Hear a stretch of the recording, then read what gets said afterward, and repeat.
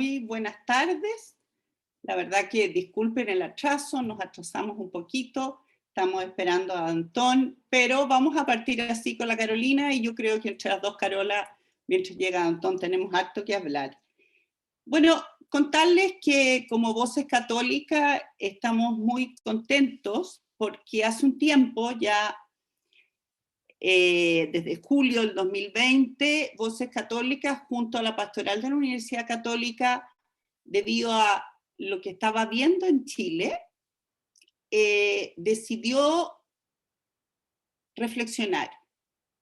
Y ustedes dirán, bueno, ¿quién es esta señora? Ahora les voy a contar, porque me invitaron a esta reflexión. Y yo me llamo Carolina del Oro, soy filósofa y trabajo hace tiempo en estos temas, en temas de empresa, pero soy una enamorada del encuentro humano y del encuentro personal. Creo que, y entonces se forma esta mesa, ¿no es cierto?, y se forma 9 mesas en torno a dialogar sobre Chile.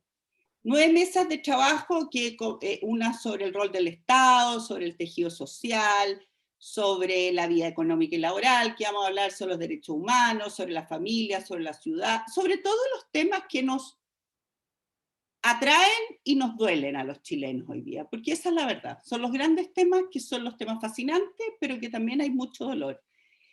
Y el resultado de esto quedó plasmado en un documento que yo los invito a leer en Voces Católicas, que se llama Diálogos por Chile, 60 desafíos para una renovada convivencia social.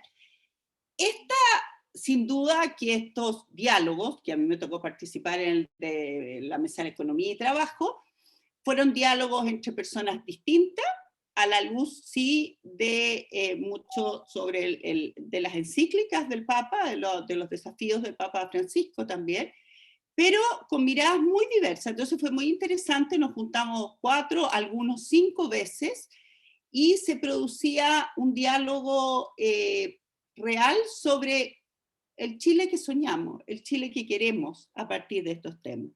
Así que yo los invito a que ustedes se metan a estos diálogos por Chile, 60 desafíos para una renovada convivencia social, y puedan descubrir esto. Esto fue hecho básicamente pensando también en la Constitución y en que las personas que iban a estar ahí tuvieran una información y vieran esta reflexión. Hay varias reflexiones. Cada día yo veo más reflexión y me encanta eso, porque lo más importante de esta oportunidad, que es gestarnos una nueva constitución, supone que representemos a Chile, y estas son distintas personas que han ido reflexionando. Ahora, claro, uno dice, la mesa de vida económica y laboral la deberíamos hacer con empresarios, la debiéramos hacer con los... No, la mesa sobre economía, vida económica y laboral, la tenemos que hacer, y esa es una convicción que yo tengo en el fondo de mi corazón, principalmente con los trabajadores, porque el trabajo y el trabajador hace posible la vida empresarial y la vida económica. Entonces, esta vez hemos querido conversar con ustedes, y conversar sobre todo con personas que dirigen sindicatos, que están en el mundo sindical, que a veces tiene una prensa tan complicada, y que yo creo, y le decía a Carolina, que me encanta que está acá, que es joven y que nos va a dar una mirada fresca de lo que es un sindicato. El sindicato es un modo humano de encuentro, de representación y de poder conectarnos. Carolina es trabajadora social, tiene 43 años y desde hace 10 años es dirigente de los trabajadores en la Asociación de Fundadores de JUNAEF, la Junta Nacional de Escolar y Beca, que se llama AFAEF, y hoy día ha sido elegida además como consejera de la Central Unitaria de Trabajadores, la CUT. Personalmente me produce mucha alegría que empiece a haber cada vez más espacio de mujeres. No porque crea que las mujeres somos mejor que los hombres, nada, complementamos una mirada. Pero yo quiero, Carola, que nos contes un poco quién eres, bien cortito. Bueno, muchas gracias, Carolina. Bueno, soy Carolina Pizarro, soy trabajadora social, como bien decía. Vengo de una familia grande, importante para mí también decirlo. Soy la hermana del medio de 5 hermanos. Eh, Tengo un hijo que tiene 15 años y trabajo además en la JUNAEP desde el año 2002. Así es que ahí he estado haciendo mi vida laboral y sindical en distintas áreas. He trabajado allí en salud del estudiante, luego estuve a cargo de la unidad de becas, luego me fui al área de bienestar y finalmente estaba ahora en gestión de personas en el área más de capacitación. Así que ese ha sido como mi recorrido entre algo personal y de mi vida laboral. ¿Qué es esto de ser consejera a la CUT? No es menor, ¿no? No, pero todavía estoy recién aquí, aquí está el tantón Todavía estoy también, mi compañero. Estoy todavía como asumiéndolo recién. Fue algo muy sorprendente, la verdad. Casi anecdótico, pero fue increíble porque tuvo una muy buena votación, que en el fondo es mucho más que las personas que me conocen personalmente, digamos, y creo que eso también se debe a que hoy día hay muchas ganas de abrir espacios a más mujeres. Yo creo que eso hoy día es un elemento que nos juega a favor, que antes no ha jugado quizás en contra, pero hoy día en términos de la participación y de la representación es algo que las personas están valorando más y quieren que haya más mujeres. Yo creo que eso también influyó en haber sido electa. Y así también lo veo, o sea, creo que es importante también en el mundo sindical y sobre todo en estas grandes confederaciones, eh, feminizar un poco la función o el trabajo, porque aquí también hay hartas lógicas machistas que están ahí entre los dirigentes mismos. Pues es un mundo bien, bueno, igual que el mundo de la política, sí, pues es un mundo mucho más de hombres. Y que queramos o no, hay cosas que persisten. No basta solamente con que seamos mujeres.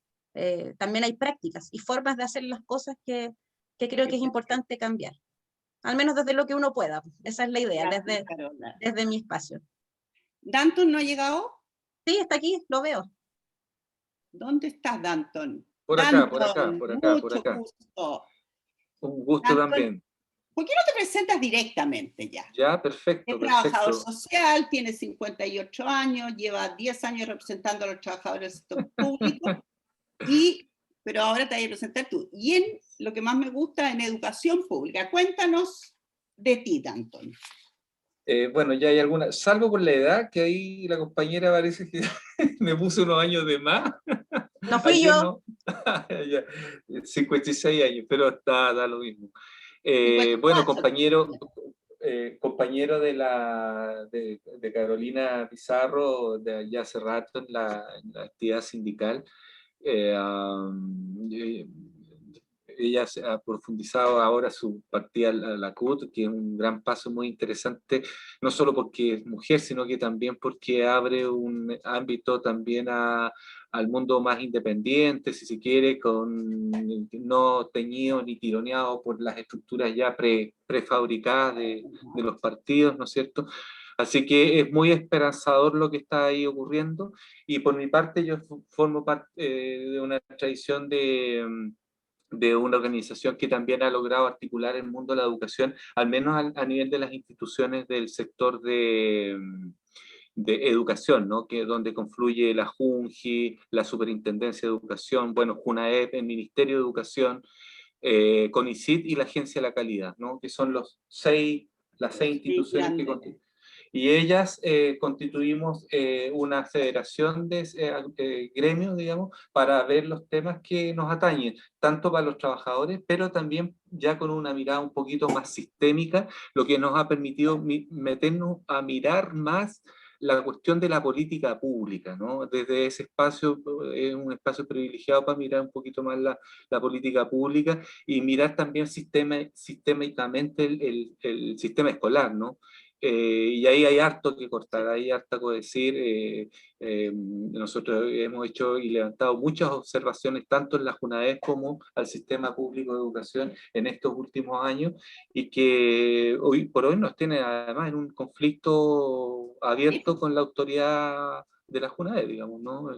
no sé si vamos a entrar ahora en detalle en eso, pero no es el tema, pero... Desgraciadamente no tenemos tiempo porque yo creo que es un tema muy interesante lo que está pasando ahí, pero me parece muy interesante lo que tú estás planteando también, que es el tema desde la mirada de política pública y la mirada pública. Fíjate que tú hablaste de nuevo de la nueva mirada, no de esas ataduras, ¿no? Yo creo que y una de las cosas que analizamos en esta mesa es que, y es algo que a mí me gusta mucho decir, pero que yo considero y consideramos varios, que este COVID, este coronavirus, esta pandemia, como la llamemos, ha sido como un lente que nos hizo detenernos. Íbamos por la vía como locos, corriendo, tomando las ideas más rápidas, los eslogans, lo rápido, y de repente la vía nos detiene, nos ancla en lo propio, que es nuestra familia y que no es fácil convivir así, trabajando, y vamos a ver después, y nos hace mirar, como yo lo defino como un zoom, que nos hace mirar cómo vivíamos, cómo trabajamos, cómo conformamos sociedad.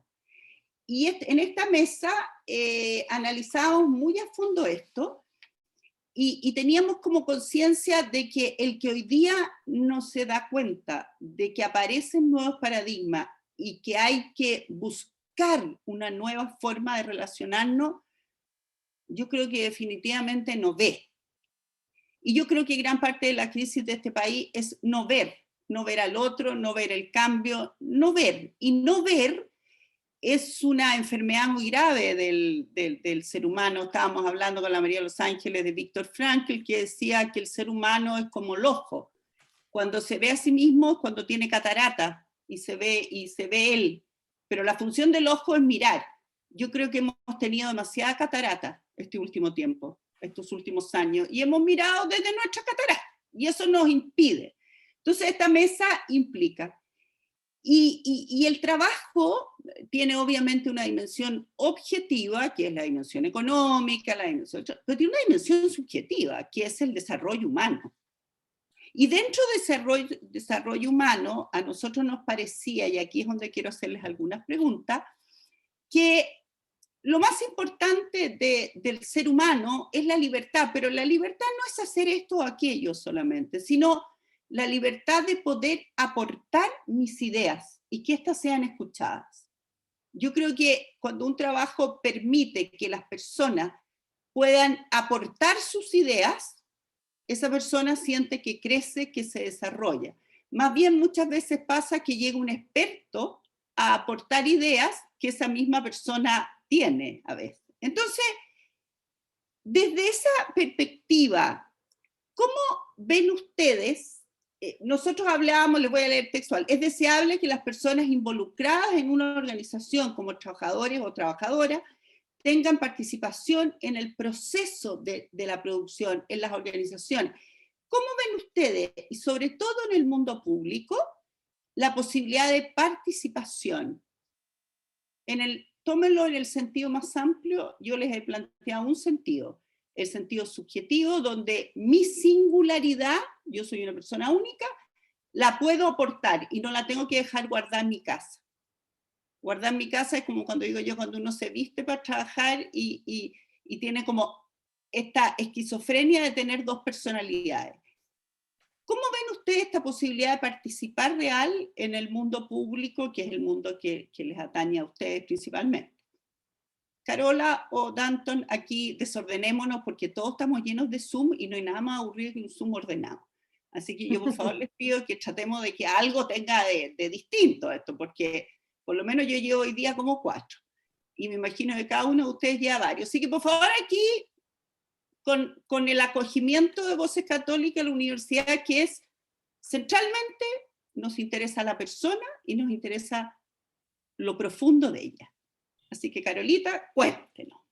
Sí, mira, yo creo que es súper interesante en realidad esta invitación. Yo creo que con Danton nos sentimos probablemente en sintonía en ese sentido, porque para nosotros, si bien no es el tema, pero lo que nos ha pasado en el último tiempo y que hoy día nos tiene bastante mal y movilizados, de hecho en el tema acá en la JUNAEB, es la falta de participación.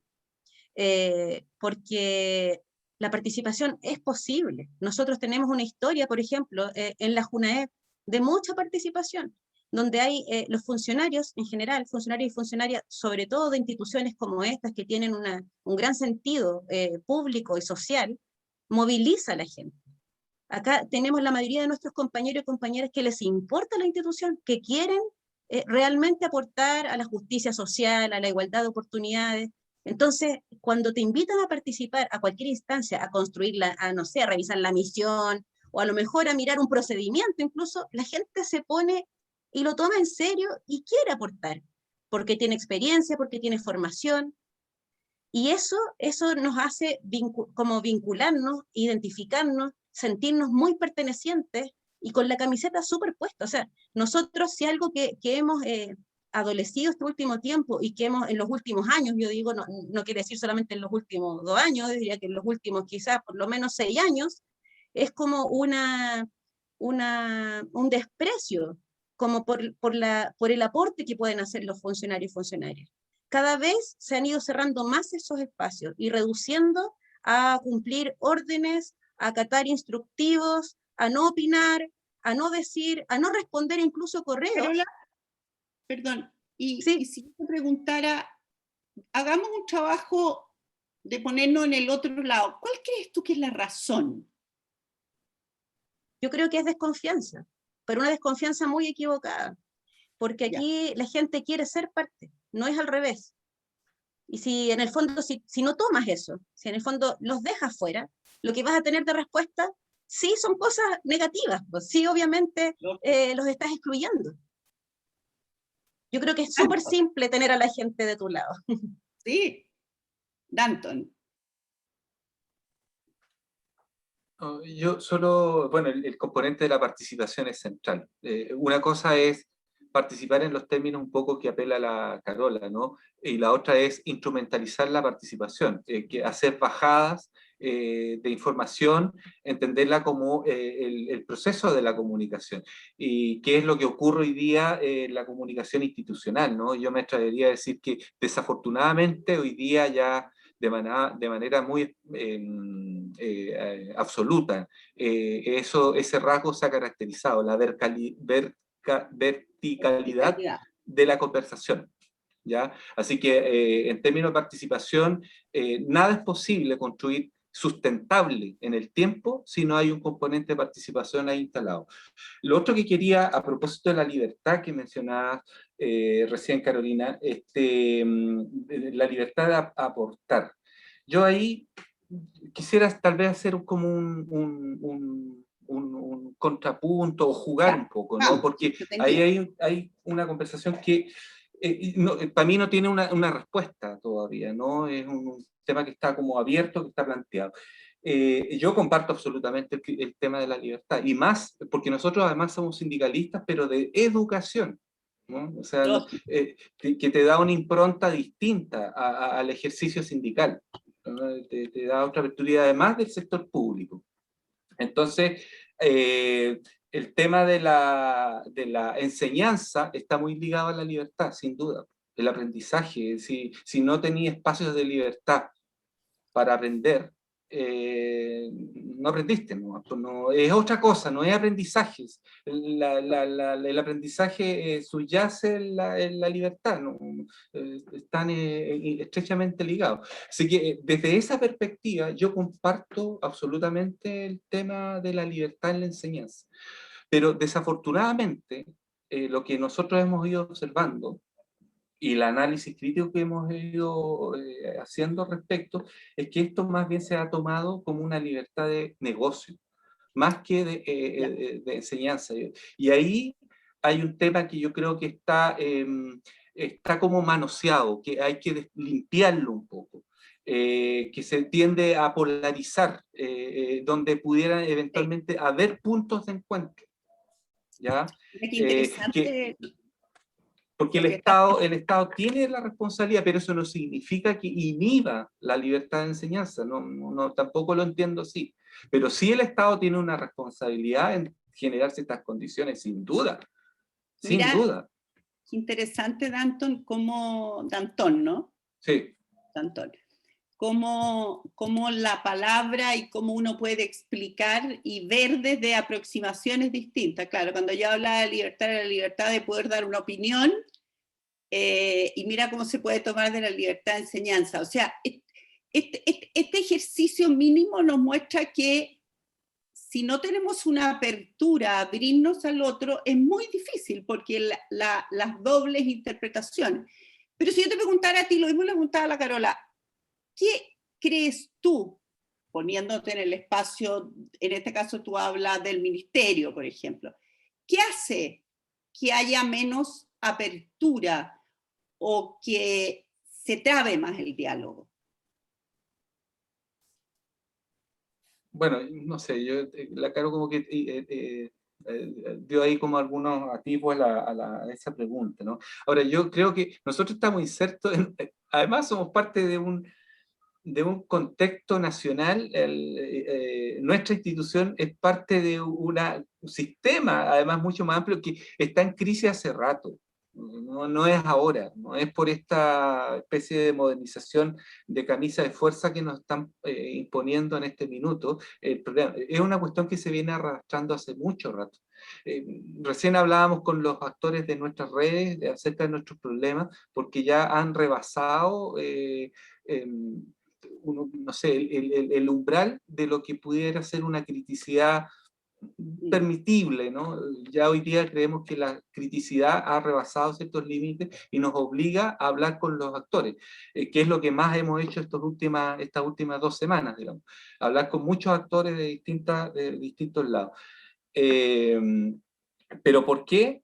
Porque los espacios y los canales institucionales están comprendidos y entendidos, no obstante que tenemos un servicio civil que regula estas cosas, estas materias, pero que tiene normativa, pero no tiene dientes ni manos para operar, para sancionar, para fiscalizar de manera efectiva. Se transforma en el fondo una conversación al interior de nuestro trabajo que infantiliza la relación con el trabajador y la trabajadora. Perfecto. Y Oye, eso está institucionalizado, entonces está normado, las normas están hechas para establecer una relación asimétrica. eso es muy chileno. Sí. Y por eso el chileno cuando tiene un problema quiere una ley al tiro. ¿Se han fijado? Exacto. O sea, claro.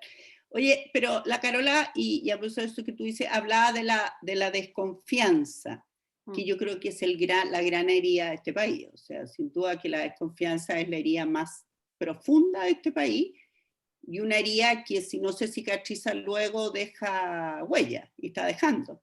Entonces, ¿qué harían ustedes? ¿Cómo avanzar para aumentar esta participación, que indirectamente sería cómo avanzar para aumentar la confianza entre trabajadores, y en este caso el Estado, o trabajadores y empresarios, o ejecutivos, que es algo que uno ve tan erosionado, pero en algunos casos muy bien trabajado? Es curioso porque a mí me toca recorrer diversas empresas, desde las que veo los casos más patéticos, hasta otras que veo un grado de participación precioso, o sea, mucho mejor. Entonces, en el mundo público, ahora, en el mundo privado tiene mucho que ver con la predictibilidad de los dueños y de los ejecutivos, con la capacidad de tener una línea editorial clara que me da confianza. ¿Qué pasa en el mundo público? ¿Qué podría desatar una mayor participación? ¿Qué podría gatillar una mayor participación?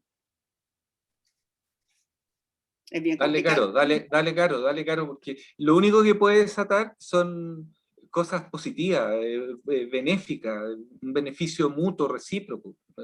Y ahí, ¿Ya? bueno, la Caro puede detallarlo y dar ejemplos mucho más acotados incluso, así que dale nomás, Caro. No, yo creo que un poco como dice la otra Caro, esto de, sí, de cómo avanzar, de cómo generar esos espacios de confianza. Yo creo que es un camino difícil cuando se han quebrado de manera profunda, pero yo creo que hay, dependiendo de las situaciones, hay realidades distintas. En el caso nuestro yo creo que hay muchas ganas de que eso cambie, y yo creo que desde la otra vereda, más del empleador, lo que debería ser obligarse un poco a abrir espacios y a probar. Nadie dice que de un día para otro vamos a confiar, pero aquí los trabajadores y trabajadoras no quieren ser el empleador. Todos necesitamos tener trabajo y contribuir para que eso tenga sentido. Y eso es muy motivador. Yo creo que es como al revés, hay tanta desconfianza y miedo, y eso que tú decías al principio también, de no ver al otro.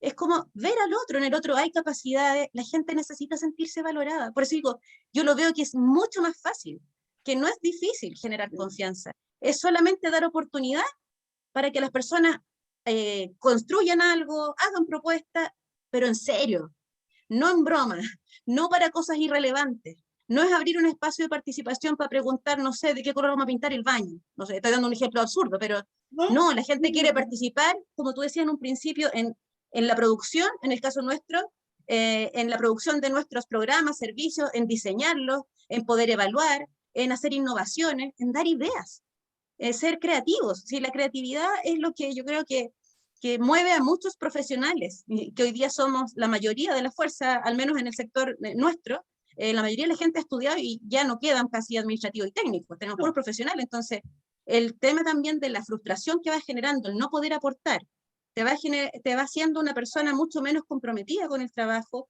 y mucho más resentida quizás con el espacio laboral. Entonces creo que es todo un círculo como o virtuoso o vicioso, que va como generando cosas positivas o va generando cada vez consecuencias más profundas y más negativas que es más difícil revertir. Pero yo creo que en realidad nosotros hemos tenido esas dos vivencias. Con el Dantón llevamos los dos 20 años casi, yo casi 20, el Dantón un poco más de 20 en la institución, y hemos visto distintas administraciones, y hemos sido parte de ejercicios de participación reales, y hoy día de ejercicios de participación súper insignificante. Entonces uno se siente con eso maltratado. No necesitas que te digan que un garabato, ni que te peguen, no es así. El maltrato también es no considerar al otro como una persona válida que tiene opinión y que yo considero en el trabajo, porque tiene aportes que hacer. Fíjate eso es lo que yo creo. Carola, lo que tú decías era uno de los temas que más nos inspiraba de la mesa. Era como yo lo llamo que así como hay hoy día tecnología de punta en las organizaciones, porque evidentemente tiene que haber humanidad de punta, y la humanidad de punta no tiene que ver con mejores profesiones, también, obviamente, tiene que ver con esta capacidad de entregar la singularidad y la creatividad. Ahora, claro, un nuevo mundo necesita un camino nuevo, y yo creo que lo que tenemos que mirar, o lo que yo invito a mirar, más que para atrás, para adelante, cómo construir nuevas carreteras, nuevos GPS para llegar a un mundo desconocido que ni siquiera sabemos cómo es. Y eso nos pasa en el mundo familiar, nos pasa en el mundo, dime tú lo que es educar, yo ya los tengo educados, o sea, entre comillas, pero ya están más grandes. Pero claro, tu hijo, tú dices, bueno, sí que, piénsalo en el mundo familiar, es lo mismo, porque vamos a entrar en ese tema, pero los parámetros que me entregaron mis padres o el modelo de mis padres no me sirve hoy. No porque el fundamento no me sirva, pero el modo de educar no me sirve. Yo doy el ejemplo más básico, que mi papá decía, cállense en la mesa y nadie hablaba. Si ustedes dicen cállense, van a participar todos. Entonces uno dice, pero bueno, ¿qué hago? Bueno, el mundo ha ido cambiando, tenemos que buscar nuevos caminos, pero no nos olvidemos que hay un orden de ser, hay una carretera o hay un sustrato que se llama persona. Esa no ha cambiado. Entonces, yo creo que hoy día, más que buscar modelos, tenemos que entrar en lo propio del ser humano. Ya, pero aquí me podría rayar y me van a retar porque ya no estamos pasados. Este es el tema que más me apasiona. Pero el segundo tema que vamos a hablar es uno de los temas por los cuales yo llevo 20 años, no, 30, que es el equilibrio entre trabajo y familia. Por una razón súper simple, yo tengo 6 hijos, lo cual no tengo ninguna razón especial por tener hijos, solo una, 6, que yo era 7 de 8 y siempre me sentí protegida en la vida, y quise que mis hijos se sintieran igual. Entonces, pero obviamente había que trabajar, Y me fui dando cuenta que en este país había que elegir o ser madre o ser trabajadora. Y eso me pareció de una injusticia brutal. Hace 30 años empecé a tocar puertas para pedir esto y he luchado 30 años por esto. Sin duda que este coronavirus nos ha demostrado cosas muy fuertes. Y lo voy a plantear además con otro punto. Seguíamos trabajando igual que cuando trabajaban puros hombres y los niños se quedaban a cargo de las mamás. Y el horario era todo igual. Y de repente se produce esta debacle maravillosa, que yo la encuentro porque no tiene mucho drama, pero nos va a abrir luces. Y nos encontramos con que teletrabajar no era tan difícil, no era tan loco, o trabajar a distancia. A pesar de que yo quiero ser súper clara aquí, esto no se llama teletrabajo. Lo que hacemos todos los días se llama multitrabajo, o sea, hacer comida, hacer aseo, educar niños, trabajar para la oficina, las 1000 cosas que uno tiene que hacer, ¿no es cierto? Arreglar. Entonces, pero a pesar de eso, hay una demostración, a juicio mío, de que se puede. Entonces, ¿cómo ven ustedes en el mundo público esta conciliación, esta integración de estos dos mundos que parece que eran aparte? La palabra integración sale mucho en esta mesa y a mí me convence mucho personalmente. Yo soy cero objetiva, yo hablo desde el alma. Esta cosa de que uno tiene que hablar como asépticamente me carga. ¿Se han fijado que ahora? Mira, que no se note lo que siente, no, ¿cómo?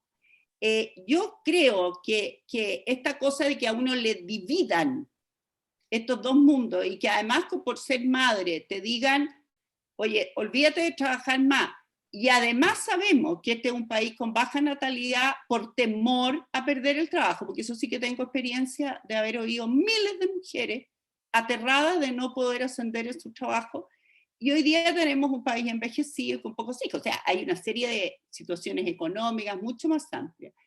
Pero yo siento que hoy día hay una oportunidad. O sea, la pregunta que les hago es, ¿cuál es la realidad en el mundo público de esto? De poder integrar el mundo laboral y el mundo personal. ¿Y qué desafíos ven ustedes aquí? Que de repente el mundo público es súper rígido. ¿O me equivoco? Ya, parta el que quiera. ¿Yo? Ya. Bueno, sí, es un mundo rígido. Hoy día si hablamos, por ejemplo, de conciliación, ya tiene igual un sentido, un concepto, y todos sabemos de qué se trata, pero las instituciones lo que tienen básicamente para facilitar la conciliación es que, bueno, nosotros tenemos una jornada de 44 horas que podría ser, ¿no es cierto?, un poco más fácil o tener un poquito más de tiempo. Tenemos el derecho a la cuna, como todas las trabajadoras que tienen derechos a la cuna, pero también en muchos casos a jardín infantil también se provee, digamos, o se extiende el beneficio a jardín. Y como que esas serían un poco las cosas en lo que se traduce ¿cómo decir? Las acciones o los apoyos tendientes a conciliar, que son también súper mínimos y que solamente hablan de, creo yo, de la responsabilidad más maternal, pero ni siquiera es paternal, o sea, es solamente de las madres y que tampoco facilita cumplir ese rol. Entonces, creo que es demasiado mínimo, porque lamentablemente creo que estamos bastante lejos de no necesitar conciliar. La otra vez teníamos también un conversatorio con una persona, una vocera de la coordinadora 8M, y nos decía, en realidad no debería existir esta necesidad de conciliar, porque uno debería poder vivir como normalmente, pudiendo armonizar lo que es la persona, porque al final todos tenemos distintos ámbitos de desarrollo, no es solamente el trabajo para nadie, o sea, también es la vida personal, es la vida no solo familiar, o sea, a veces, no sé, quiero ir a hacer deporte, quiero ir al cine, y eso también es parte de la vida que debiera ser posible. Entonces, el trabajo creo que al menos no ayuda en términos de las jornadas que tenemos a tener un equilibrio. Y eso hace que al final, como que forzadamente, tengamos que meter algunos dispositivos para poder, entre comillas, conciliar, y que creo yo que no tiene más sentido que las personas no falten al trabajo. No veo que haya una preocupación por el desarrollo. No veo que haya una preocupación porque las personas no se vayan tan tarde a sus casas, por ejemplo. Carola, y me encanta lo que dijiste, porque el familiar no es para mujeres, es para mujeres y hombres, para madres y padres, y para hijos y nietos. Porque hoy día uno de los temas más serios es el cuidado del adulto mayor. O sea, a mí hay gente que me dice en la empresa, es que yo no tengo familia. No, es que tú no tienes familia, tú eres familia. O tienes hermano, o tienes tío, o tienes abuelo, o tienes papá. Familia no es tener hijos nomás, es mucho más que eso. Entonces, ahora, a mí me llama la atención, en el mundo sindical, ¿este tema ha sido tocado, Antón? ¿Es un tema importante para el mundo sindical? Yo tengo la impresión de que es una cuestión que muy tímidamente, a propósito de este escenario de pandemia, ha emergido este ámbito o dimensión con mayor nitidez. Por ejemplo, el ejemplo más cercano que tenemos es este tema del trabajo remoto, el trabajo a distancia. Y ahí y el desafío que tú señalabas, ¿qué desafío se nos plantea? Es justamente pues, cómo vamos a compatibilizar en algo que ya llegó para quedarse. ¿Sí? Esto llegó para quedarse definitivamente. Entonces, y eso en el sistema público en general va a ser algo que a mi modo de ver y por todas las conversaciones, investigaciones que ya se hacen, va a pegar fuerte. ¿Cómo compatibilizamos esto y no caemos en esta suerte de doble y triple de presencia? Que en instituciones como las nuestras, que están altamente feminizadas, educación es un segmento altamente feminizado, es complejo, pues los relatos de mujeres jefas de hogar son chutas para poner monumentos, digamos, de cómo se las arreglan, sin poder mandar a los chicos de los jardines porque están cerrados, en fin, hay todo. Entonces, ahí claramente hay un desafío que a mi modo de ver no está resuelto. A lo más que se ha avanzado en los teletrabajos, es como acotar aquí lo que es teletrabajo, porque eso nos plantea toda una responsabilidad desde el Estado, en el caso nuestro, desde el empleador en términos generales, que deben cumplirse para que se dé recién el trabajo remoto. ¿Ya? De hecho, hoy día el 80%, si no más, de la infraestructura, equipamiento y financiamiento para hacer el trabajo remoto lo está haciendo sobre el financiamiento del bolsillo de los trabajadoras y trabajadores del Estado. Claro, mínimo. nos presenta muchos desafíos. Ese es uno, otro, el derecho a desconexión, los horarios, esto se va a ir regulando.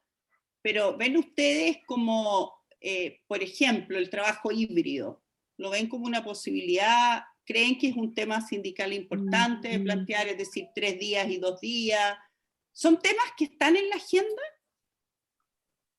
Yo ahí quisiera decir que en realidad creo que ahí también tiene que ver mucho con que estos temas parecieran ser temas muy exclusivos, ¿no es cierto?, de la mujer. Y como la mujer en general y los temas de las mujeres tampoco han estado muy relevados en el mundo sindical, porque no está esto, tampoco está el tema del acoso, cuesta mucho porque hay un tema cultural que está como, creo yo que en el mundo sindical como está, es como que va más atrasado en esta modernización del pensamiento, cuesta ponerle relevancia. De hecho, ahora hace poco hubo un problema ahí en la CUT, no sé si supieron, pero de una acusación de acoso y toda una polémica, porque hubo igual algunas prácticas como de encubrimiento. Entonces, creo que el que no esté presente con la prioridad que debiera estar, tiene que ver con que los temas no han sido relevados por la ausencia de una mirada más, yo ni siquiera diría feminista, sino que más integral. Es como no mirar, es como que aquí los que son, de hecho a uno le pasa como que si eres dirigente, como que eres dirigente, nada más. No somos personas, en esta pandemia no nos hemos enfermado, no nos preocupamos tampoco de eso, es como que fuéramos una máquina. Y creo que nos autotratamos como vemos un poco también el mundo. Y creo que ahí hay un error y hay una dificultad.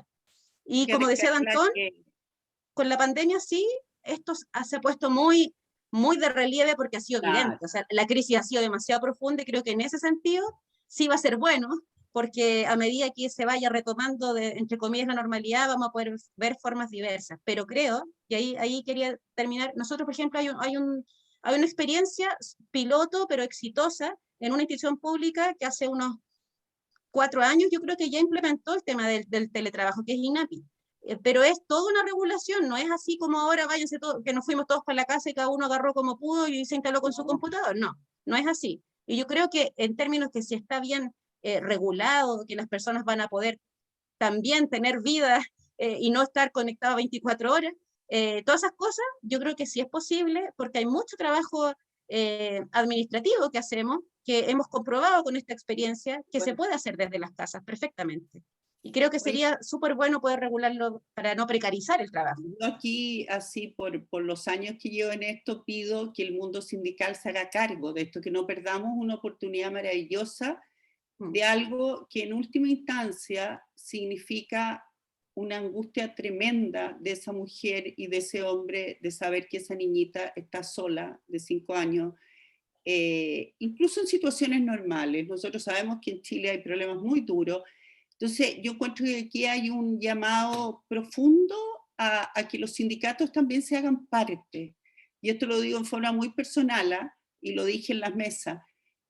Todos tenemos que caminar hacia una sociedad más integral, más desarrollada, y la primera integración es que a uno no le dividan la vida, porque por algo la división psicológica se llama esquizoide, es una patología, y por eso tenemos estos altos índices de patología, porque es una angustia. Y entonces la primera, a mi juicio, esquizoide es que tú tengas que elegir entre ser madre y ser trabajadora, de partida porque no se puede. Pero es totalmente absurdo. Entonces aquí supone corresponsabilidad, supone, como dice muy bien Danton, una serie de administrativamente, una serie de cosas, pero yo creo que esto ojalá lo pudiéramos llevar todos a cabo, todos juntos. Y aquí quizás hay un tema de participación nueva que tiene menos estigma y que nos puede llevar a buscar una relación de conversación mejor. Estoy aventurando. Pero yo soy una enamorada de esto, así que no puedo dejar de aventurar. Pero como el tiempo se nos acorta, no sé si algún invitado quisiera hacer alguna pregunta sobre esto y invitarlos a participar, a ver aquí en el chat. Yo no soy tan elegante, pero de esto... No sé si hay preguntas. Yo aquí no veo. Pero levanten la mano, hagamos una cosa muy participativa. Ojalá alguien quisiera comentar, decir cualquier cosa. Bárbara. Yo soy una coladísima aquí, esa es mi sensación. Pero quizás preguntar, ya que les gusta soñar, y a mí también, como, ¿cuál sería el ideal? Porque siento que hemos hablado de todo lo que está mal, pero ¿qué sería si uno pudiera pensarlo sin ninguna barrera de cómo es y cómo pasa? Como, ¿cuál sería el sueño? Como de esta, lo que tú decías, y como de no dividir, de integrar la vida. De integrar. Carola, Antón. En sus realidades, ¿cachai? Como ahí, ¿cómo sería lo perfecto, en verdad? No es fácil la respuesta, parece. No es una pregunta muy fácil. Pero tratando de rescatar así algunas cosas que hemos hablado, me atrevería a decir que, no sé, la posibilidad de los distintos niveles, los distintos espacios, la posibilidad de poder desarrollar una conversación o una comunicación asertiva, siempre va a ser una buena señal, no sé si es suficiente, probablemente no es suficiente, pero que haya una conversación efectiva de intercambio real, que nos modifique a todos, no al otro, que va en todas las direcciones. Yo creo que eso nos da un poquito de esperanza. La verdad es que uno mira para el entorno y pareciera que el mundo se está desmoronando, ¿no? De distintas maneras. Entonces como que cuesta tener una una mirada con tanta claridad para lo que viene. Pero ahí yo creo que encontramos alguna clave. Lo otro, creo que mirar a las juventudes nuevas, a la generación nueva, estar cerca de ellos, comprenderlos, aprender de ellos, creo que también uno va a encontrar algunas claves y algunas respuestas. Yo me quedaría por ahí, con esos dos elementos. A mí me gustaría decir algo muy concreto, o sea, si es en términos de ideal, y que creo que es una cuestión que si bien se estaba tratando de avanzar, no sé en qué va a quedar, pero creo que si es de ideal, deberíamos trabajar menos horas. Con una jornada, por ejemplo, una jornada que fuera de, digo, no sé, parcial, no sé, de 33 horas, incluso, y ni siquiera que es más de media jornada, liberaría de mucho tiempo y quizás no tendrías que forzar la conciliación, porque podrías ser trabajadora, ser mujer, ir al gimnasio o ir a hacer lo que quieras, o irte a dormir, o irte a comprar, o irte a disfrutar con tus hijos y tener los otros espacios. El problema es que tenemos una jornada tan larga que al final es como, ¿cómo conciliamos? Porque es casi imposible. Y por otro lado, tener efectivamente un sistema de cuidados que permita que las personas puedan trabajar tranquilas también, hombres y mujeres. Entonces, creo que por ese lado, al menos yo creo que se podría avanzar hacia como un ideal donde las personas de verdad podamos disfrutar más de otras horas y de otras ocupaciones que no sean solo productivas. Gracias, Carol. Aquí tenemos a don Raúl Requena, un hombre que si hay alguien que sabe de estos temas, él ha viajado por el mundo, ha vivido afuera. Además de preguntar, yo quisiera que también nos dieras tu opinión, Raúl. ¿Qué tal? ¿Cómo están? Es un agrado poder participar un ratito con ustedes. Te estaba escuchando, la verdad, con bastante atención. Y antes de hacer algún comentario adicional, yo te escuché decir, ¿por qué se traba el diálogo? Entiendo que es más que nada una conversación entre representantes del sector público. Ahora, no por ser del sector público van a tener problemas muy diferentes a los que se dan en el sector privado, y eso Carolina lo sabe bastante bien, ¿ya? Y creo que ustedes también, todos a los que yo he escuchado. Pero me queda la duda respecto de qué perspectivas ven en el movimiento sindical chileno en este momento. A propósito de que entiendo que algunos de ustedes son, o todos, no sé, pero entiendo que tienen cargos de dirigencia sindical. Les pregunto esto en el contexto actual, porque el debate sobre la precariedad que tiene el diálogo social en Chile, diálogo con apellido, diálogo social en Chile, yo tengo la impresión que se da en todas las instancias, se da en las pequeñas, medianas y grandes empresas, y se da también en el sector público. Pero ¿por qué les pregunto cómo están viendo o cómo visualizan más bien el rol del movimiento sindical en este nuevo escenario que se nos viene, ¿cierto? Con la discusión de una nueva Carta Fundamental, es decir, la construcción del semáforo está ahí, ¿no? Hemos vivido por muchos años con un semáforo que parece ser que no funcionaba, porque cuando había luz roja igual todo el mundo pasaba de largo, y entonces ahora se trata de construir un nuevo semáforo que podamos respetar de alguna manera. Les pregunto esto porque el movimiento sindical chileno es un movimiento sindical de Estado. En esto no tenemos nada que envidiarle a Corea del Norte, a Afganistán, a Cuba o a Venezuela. Tenemos un movimiento sindical de Estado, porque 8 de cada 10 trabajadores sindicalizados en Chile, el patrón o el jefe es el Estado. La sindicalización en el sector privado es muy baja, y eso Carolina lo sabe perfectamente bien.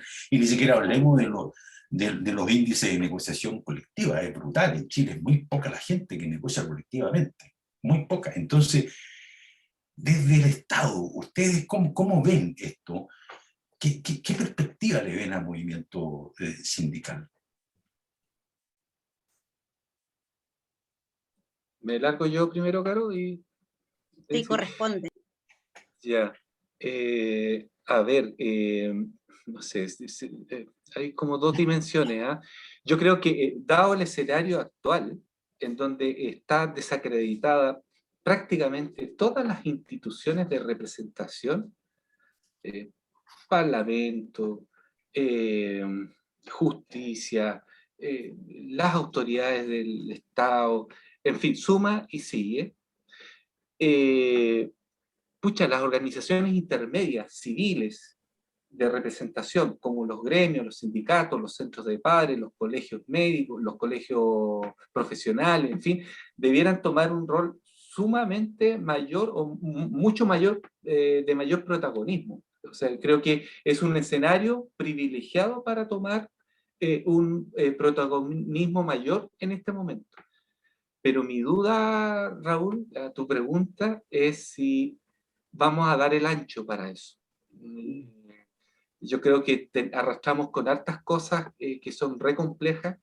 Muchas de las que cuestionamos para afuera también arrastramos con cuestiones internas que no sé si vamos a dar ese ancho para soportar o afrontar la época que nos viene, porque yo creo que comparto esa tesis de que estamos transitando a una nueva época. Es una duda, Raúl, que yo creo que en el trabajo articulado, de mayor maduración nuestra, de mayor formación nuestra también, y salir de la caja exclusiva del sindicato y poder asociarnos a la comunidad en la que nos desenvolvemos, creo que hay oportunidad. De hecho, y ahí me detengo un ratito, pero en estos días, a propósito del conflicto interno que estamos llevando adelante nosotros en nuestra movilización, nos ha obligado a conversar con los actores de la red, ¿no? Que son nuestras contrapartes en las universidades, en los liceos, en las escuelas, los encargados del programa de alimentación, de las becas. Hemos tenido que empezar a hablar con ellos para efectos de contarles lo que está pasando, porque sabemos que se resiente este conflicto que arrastra Junaed, se resiente en las instituciones con las que nosotros trabajamos. Y créanme que ha sido una cuestión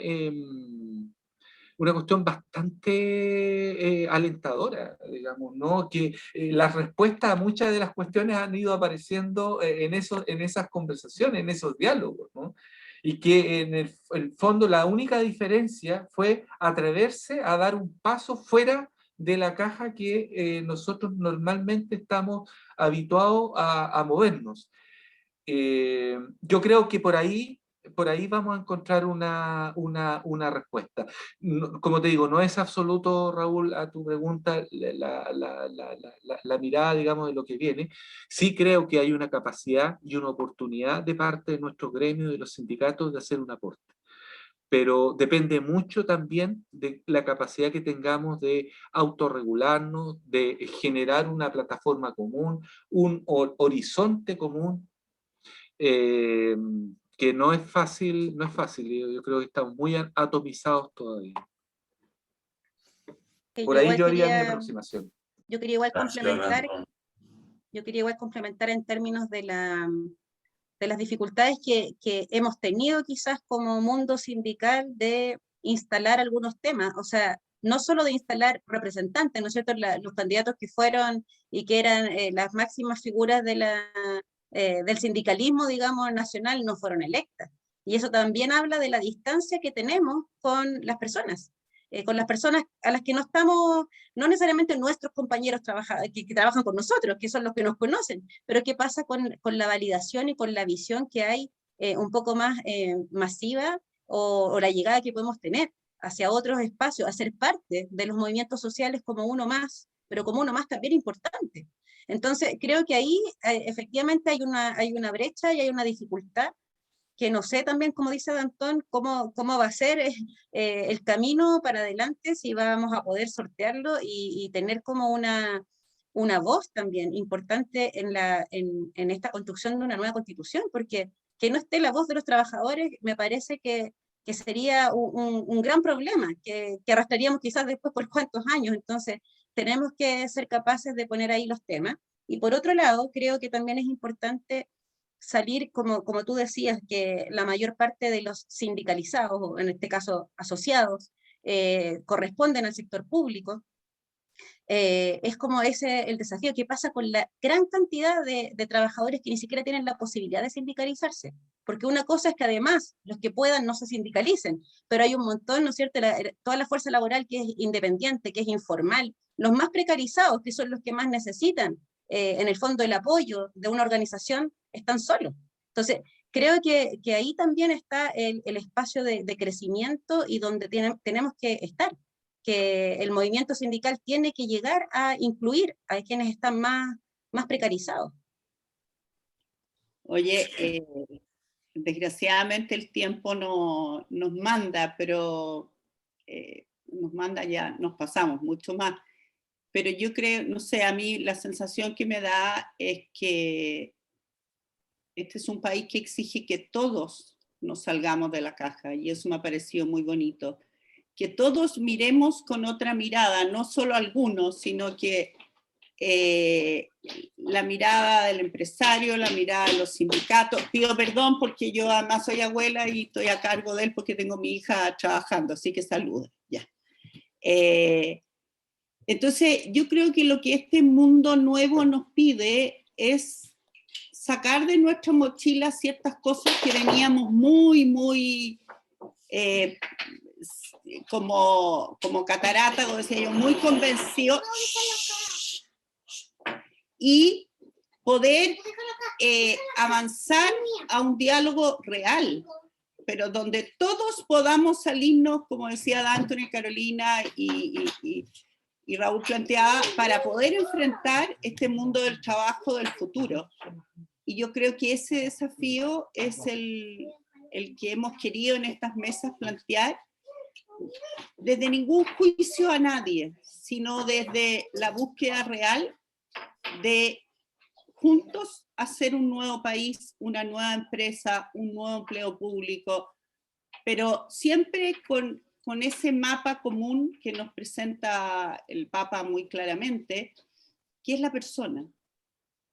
Y entonces yo a eso llamo un país que no solo se preocupe de la huella de carbono, ni de la huella de oxígeno, ni del agua, sino que también de la huella humana.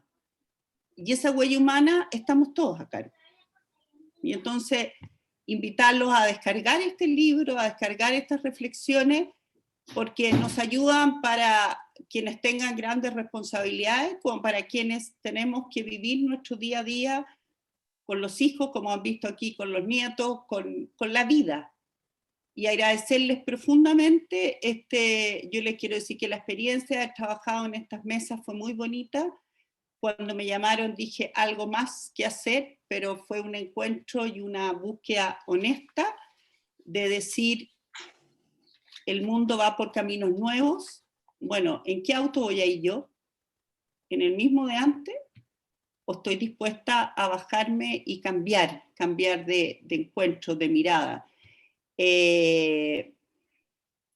Yo creo que estas son las cosas que básicamente van a hacer un Chile mejor. Poder tener estas conversaciones, esto sí se lo agradezco Zoom, probablemente ninguno de nosotros habría estado en esto, pero creo finalmente que un país con menos prejuicios y con más juicios va a hacer que nos conozcamos mejor y que podamos hacer un Chile mejor.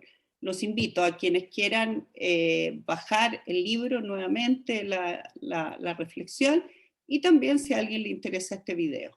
Muchas gracias, buenas noches, y esperamos, y van a haber otras mesas en las cuales van a encontrarse otros temas muy interesantes para esta reflexión institucional de este país que estamos hoy día. Así que muchas gracias. Muchas gracias. Muchas gracias a ustedes, que les vaya bien, ¿no? Que tengan una buena tarde. Gracias a todos. Gracias por la invitación. Chao, gracias. Gracias. Adiós. Adiós. Suerte en todo. Éxito.